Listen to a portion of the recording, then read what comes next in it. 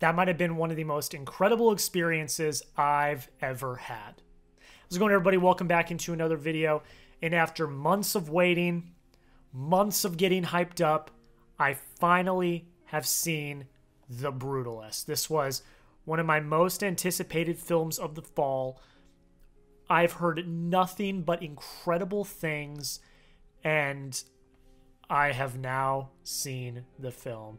We're going to get into my full review today. I'm very excited to talk about this because I believe, and I'm going to make this claim right off the top, The Brutalist is a masterpiece. And I do not throw that word around lightly. I know how film Twitter can get throwing the M word around a lot. But I truly believe in my heart of hearts that this film is a masterpiece. But I'm going to go even further. I think The Brutalist is the godfather of this generation. I'll explain why in a little bit in my video. But before we get into that, please, first off, thank you so much for helping me hit 2,000 subscribers by New Year's. That was the goal for last year, was to get to 2,000 subscribers. We got there at the buzzer. Thank you all so much. The goal this year, 5,000 subscribers. We're going to try to do it. That's 3,000 subscribers this year, but I think we can get there. If you have not already, if you like what you see, please consider hitting that subscribe button. I got reviews coming out every single week. I'm going to cover the Oscars as well. I'm really looking forward to everything we got coming out this year. I think this year has the makings of being an epic year for film. So, without further ado, let's get into my review of The Brutalist. Escaping post-war Europe, visionary architect Laszlo Toth arrives in America to rebuild his life, his work, and his marriage with his wife, Elizabeth, after being forced apart during wartime by shifting borders and regimes. On his own, in a strange new country, Laszlo settles in Pennsylvania, where the wealthy and prominent industrialist Harrison Lee Van Buren recognizes his talent for building. But power and legacy come at a heavy cost. This film is directed by Brady Corbet. It stars the likes of Adrian Brody, Felicity Jones, Guy Pearce, just to name a few. It's got a really stacked supporting cast as well. Clocks in at over 3.5 hours. It is a long movie with a 15-minute intermission right in the middle. And there's a lot to talk about here. I talked to my mom driving home from the film last night. I saw it last night. And I said, I'm going to need to sleep on it. I'm going to need to think about it. I'm really going to need to stew in it because this is a lot of movie. And that's not a bad thing. I think that this is an incredibly layered, very meditative look at America, the American dream. It praises and questions the American dream and documents life for an immigrant in America post-World War II. There's a lot to talk about here. I'm going to go through my movie rating system. I got to get my setup ready because I did not plan for this properly. I'm going to get into my movie rating system. I rated this a 99 out of 100. If I had seen this before I released my top 15 of the year video 2 weeks ago, this would have been tied for first with Dune Part 2. So this is a top 3 movie of the year for me. I think it deserves all the Oscar and award praise it's getting, and I'm going to dive into why I like what I like in this movie. So, first things first, performances. 15 out of 15 on my scale. Adrian Brody is going to win the Oscar, in my opinion. And I think a lot of people agree with me on that sentiment. He is absolutely brilliant here as Laszlo Toth. He brings a delicateness, an ambitiousness, and a kind of scheming while also being incredibly naive type role. He's very delicate. He's very sensitive. He has very sensitive emotion while also getting very excited and then getting beaten down. You see every emotion here, and he executes it with such grace. Like I said, with such vulnerability. It's a hard role. This is a hard role to take on, and he did it, and he did it with absolute flying colors. He was magnificent. Guy Pearce, this is the best performance of his career to date. I think that he brings the perfect stereotypical conniving, scheming American industrialist type character. He was brilliant. He brought such a commanding presence to the screen every time he was on screen. He demanded your attention, and worked very well as kind of the yin to the yang of Adrien Brody's character of Laszlo Toth. They are two vastly different characters that are very, very polar opposites of each other that kind of intertwine together to form this very interesting companionship throughout a lot of the movie. Felicity Jones is also incredible in this. She shows up in the second half of the movie. I thought she was phenomenal, bringing a lot of grace to the role as well. She's very commanding on screen and demands that she be seen and heard. And I thought that her character was very heartbreaking at times, was very layered and had a lot of depth. And her relationship with Laszlo and being this kind of support system for Laszlo is something that I really enjoyed in this. And I thought that she brought so much to this film and was just remarkable in her role. And, you know, not as big of a role, only in half of the movie, really. But when she shows up, she is just as big a part of the movie as Brody and Guy Pearce are as well. Entertainment, I gave this a 10 out of 10. And I think that goes into all the other aspects of the film. I just enjoyed watching this movie. You know, there are movies, you know, Dune Part 2 is a great example of this. There are movies that you watch that you're like, God, they don't make them like this anymore. And that's where the point where I say that this is this generation's Godfather, that's where this point comes from.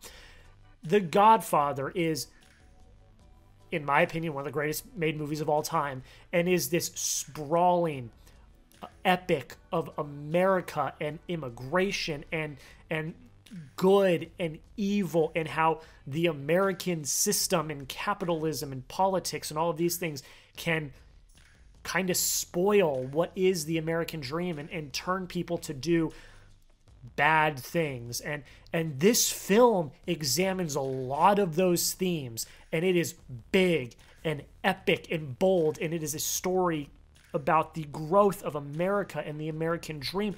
These films are very similar. I know there's a lot of comparisons. A lot of people are calling this, you know, comparing The Godfather to this. But I believe that this is this generation's Godfather. I'm not saying it's as good, although I think it's as good. People will disagree with me on that point. But I genuinely believe that when you look at the 2020s decade, this film is the equivalent of The Godfather for its decade. And it is a film that we don't get that much anymore. You do not get a 3.5-hour sprawling drama epic about the American dream and the goods and bads of America. You don't get that anymore because that's not what studios think people want. I'll tell you what, this film is being wide released right now. When the box office numbers start to come in, this is going to be a film I think a lot of people are going to see just based off of word of mouth alone. I think studios are going to understand that this, like in Oppenheimer last year, people want movies like this. Pure filmmaking genius, and it doesn't matter how long the movie is. People are going to watch if it's good. So that's where my comment that this is the Godfather of this generation comes from. I'm not saying it is the Godfather. I'm saying for the 2020s generation, this is their Godfather, if that makes sense. I thoroughly enjoyed this. This is why movies are made, are for stories like this, for movies like this. And sitting in that theater, you know, not a packed theater, it was about half full. It was a small theater. Sitting there with all these other people, I felt like we were all having an experience. I didn't talk to a single person, not even during the intermission. I went and got a snack. I went to the bathroom during the intermission. But these types of films, even if you don't talk to someone, this is an experience. And I got to give credit to the entire team involved in this film, in A24 for giving this a shot, and all the performances and the direction, everything. It was an experience, and I absolutely loved it. That's why I gave Entertainment a 10 out of 10, because I was thoroughly entertained throughout. Even if it's kind of a hard story to watch. It's a difficult story. Direction, 10 out of 10. Brady Corbet is phenomenal. Two facts. Not sure if these are true or not. I just saw them on Twitter. But one, the budget of this film was $10 million or less than $10 million. Astounding that they were able to make this on that type of budget. Two, this other thing I saw on Twitter. Again, don't know if it's true or not. It was filmed in 33 days. That's also insane. And Brady Corbet, that's mainly on him. Like Corbet is the Laszlo Toth of this film. He is the one overseeing and making sure that this is good and filmed in a way that is efficiently done. I'm at a loss for words. Like, not only does it look beautiful and is the actual vision and direction of the film incredible, but just the production of it on the small budget, on very limited time, for you to make this epic of a film is... I'm at a loss for words. And safe to say, that's why I give Direction a 10 out of 10. It's just so good. I'm at a loss for words, like I said. Emotion, 10 out of 10. It's hard to watch. It makes you sad. It uplifts you at times. Like I said, this film is interesting because not only is it at times praising the American dream and what America can be, but it also questions the American dream and what America also can be, the rotten side of America. And we all know, if you live in America, that there's a lot of goods about America, but there's also a lot of bads and greed and corruption and things like that. This film tackles both of those things, and it's hard to watch. And again, it can uplift you at times, but then can really tear you down at times. And I was fully invested. I loved it. I felt all the emotion, and that's effective filmmaking, is if you can do that. Let's get into the text real quick. Cinematography, 5 out of 5. This film is gorgeous to look at. It's absolutely phenomenal. Oh, sorry, I moved my mouse there real quick. Score, 5 out of 5. Excuse me. I think that what Daniel Blumberg does here is so subtle but commanding. The like 4 notes on the piano and the subtle composition adds so much while also being, you know, fairly minimal. And that's a good score if it can add a lot without doing too much. And I think that what Blumberg did was some of the best of the year that I've seen. The other text I gave 15 out of 15. That composes of film editing, visual effects, costume design, sound design, and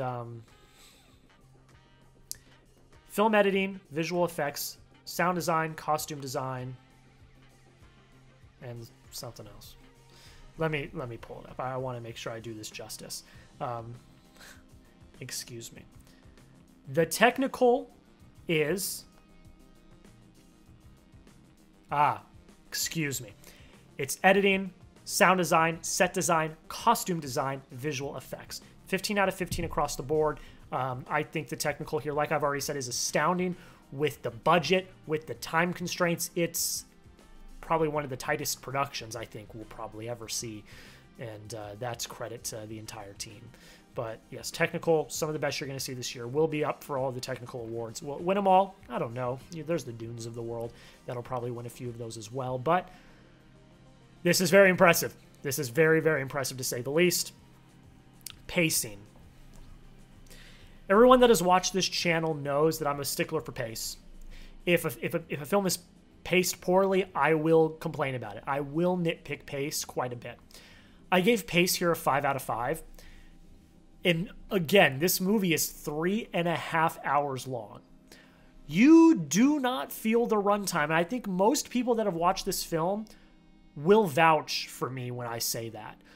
By the time we got to the intermission, which this film is symmetrical, it's 100 minutes on one side, 100 minutes on the other side, with a 15-minute intermission right in the middle. When you get to the intermission, like, I was shocked that we were already there. I felt like we'd only watched maybe an hour, if that, maybe 45 minutes. We were already halfway through the movie. And by the time you hit that intermission, you are so ready for the second half. And then once you get back from the intermission, the second half delivers. So I thought that was incredibly impressive. You know, Oppenheimer even has its moments where it drags a little bit. And there can be some, you can feel that runtime a little bit. The Brutalist, not one single time did I look at my watch. I was so glued to the screen, and the filmmaking is so frenetic that by the time the film was over, I was like, oh my gosh, that's it? Not a bad thing, but I'm like, wow, this flew by. This journey flew by so quickly, and I thought that was incredible. Honestly, that's probably the most shocking part of this entire thing for me, is that the pacing was so seamless and so flawless. Because, you know, anyone thinks 3.5-hour movie with an intermission? Hell no, this is going to take forever. Nah, it flies by, and I absolutely loved it. Also, talking about the intermission, thought it was great. I was able to go to the bathroom, got a snack, and by the time I was done with that, I came back. There was like 30 seconds left in the intermission. I'm like, all right, let's get back into it. It was a much-needed reprieve. It broke it up. If you're just going, I think that's the thing with Oppenheimer. Oppenheimer is like almost 3.5-hour movie. There's no break. When you have a break right in the middle, a specific break in the middle of the movie, it breaks it up and it makes it feel more seamless. So if you got a movie that long, if it works, maybe throw an intermission in. I think most people will like that. I don't think it's weird. You know, like everyone in my theater, we got up, went to the bathroom, people were getting drinks and snacks and all that, and then we all filed back into the theater and started with the second part of the movie. So pacing's great. I thought the intermission was very well placed. I thought it was needed, and I really enjoyed it. Now let's talk about what I think is the most important part of this entire movie. That is the writing. I gave this a 14 out of 15. This is the one category that does not get a perfect score for me. The main issue I have is I do feel in the second half that it does get a little more aimless than I probably would have liked. The first half is incredibly tight. It gets to the point you are fully invested. It is a clear through line. Once you get into the second half, while it is still very effectively done, follows all the same themes that the first half did, has a lot of really good payoff, at times it did feel like it did kind of come off track a little bit. I don't think that killed the movie, obviously. It gave it a 99 out of 100, but that did knock a point off overall. However, let's talk about the good. I think I've kind of already mentioned a lot of what I like about this already, but it is a very effectively made 3.5-hour epic that examines America, the American dream, the goods and the bads. It also explores trauma and how we persevere through trauma, how we exude trauma, how trauma shows up in our work. If you're an artist or if you're you're an architect or things like that, it shows how trauma may not always leave you and how you can use that trauma to make something beautiful. And I really liked that. I thought that was a very effective way. Once you get to the epilogue at the very end of the movie and there is a reveal on why Laszlo Toth is so adamant about one specific piece of the building that he builds for Van Buren, once you learn that fact, it does hit a little harder. You go through this movie thinking, why is he so hell-bent on this one small detail? Why does it matter? Why this? Why that? Why the other? Because, you get through the second half of the movie and he gets fairly ambitious and he gets fairly adamant that this is the way things need to be, no matter the cost. And you wonder why? Why is he going down this path? Why is he setting himself up for hardship and failure? Well, then you get to the epilogue and you learn why he did the things that he did. It all makes sense and it wraps up and it hits you. And it hits you. And I thought that was just this very long-winded exploration of trauma and how we paint trauma into the art or things that we do afterwards was beautiful. And I thought that was very well done. It's a chilling, I think is the best word to put it, look at the American dream, the immigration experience, the immigrant experience, and the hope that you can have, but the harsh reality that you may run into once you get here. Look, it's not pretty. And America, the United States, has a lot of flaws.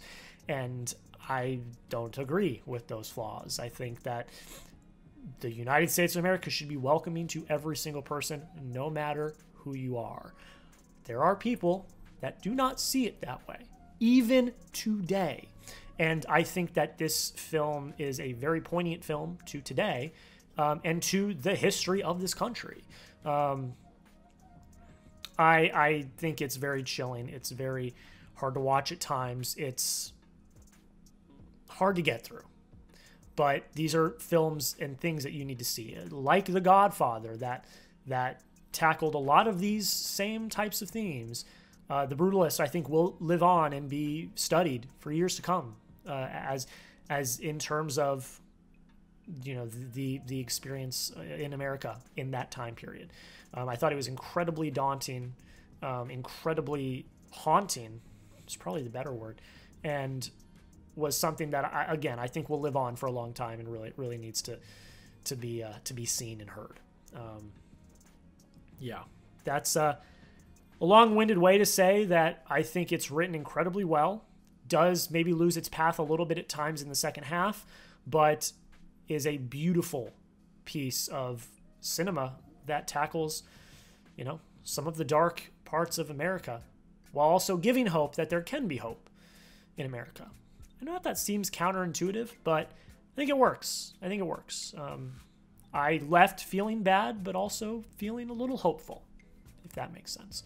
But yeah, that's it. I think The Brutalist is a masterpiece to come out of 2024.